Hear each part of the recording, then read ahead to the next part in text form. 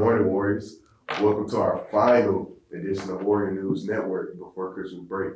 I'm Jimmy Thomas. And I'm Amaya Riley. We've got a great show lined up for you today, filled with holiday cheer and warrior pride. We're starting off with a look at the robotics competition hosted by Mr. Lindsay on December 10th in the Media Center. Students showed off their programming skills as their robots tackled creative challenges.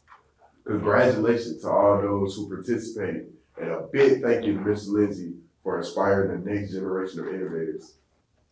Santa Claus made an early stop at Russell County High School on December 13th to visit our TLC students. It was such a heartwarming day. Santa brought smiles, gifts, and joy to everyone there. A big thank you to everyone who helped this visit magical. Today, students are competing in Poetry Out Loud contest in the Media Center. It's all about powerful poetry and strong presentation.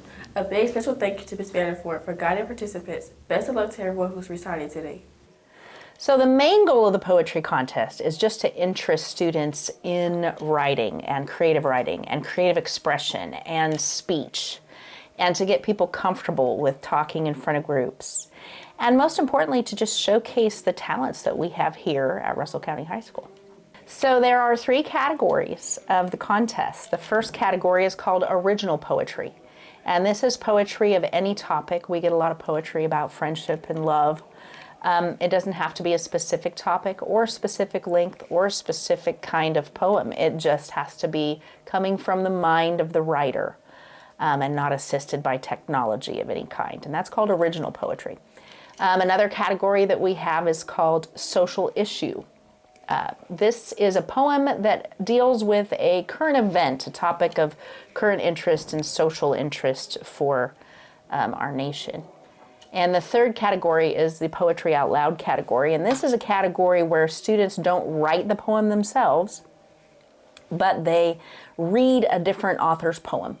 And what that is judged on is the accuracy of the recitation, as well as how clearly do they understand the poem, and how are they able to communicate the thoughts and feelings of the poem to the listeners. So there's a rubric for every category of competition.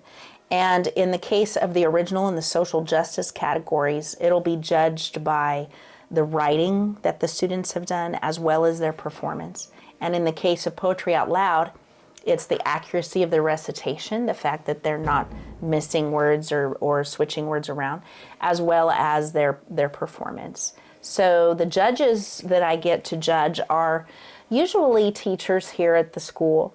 I have an English teacher who'll be judging, and I also have volunteers from the counseling department, as well as APs, and I believe our graduation coach is going to help this year too. So that's an interesting question. So every year I ask for donations from different businesses to help us support prizes. In the past, there's been a couple of supporters. Dr. Coley is a tremendous supporter of our program, and she always donates cash for prizes. Ms. Keene herself has been a supporter in the past as well. And then the Youth Advisory Board has helped us. Their sponsor, who I believe is representative of Mental Health Alabama, has also created prize baskets for winners. I think that poetry, especially poetry we write, is a great cathartic release of emotion. I think it's a great way to handle overwhelm. It's a great way to handle unrequited love. It's a great way to handle just all those feelings that get balled up inside us. And rather than have them pour out in anger, let's channel that in creative ways and pour it out in creative writing. It's a great way to find out more of what you believe and how you think. And I would hope that students would just write their own poetry. Even if it's bad poetry, you got to start somewhere. And just get used to creative expression. And then I really want to encourage people to share their poetry, because that's huge and it's scary. And one of the things that I'm doing for the poets who are participating in the contest is purchasing donuts. Everybody gets a donut at the very least. So even if you don't win, you have some recognition. Our theater club brought the holiday spirit to life with their performance of Twas the Night Before Christmas. Students enjoyed their show December 13th, and the public got to see it December 15th.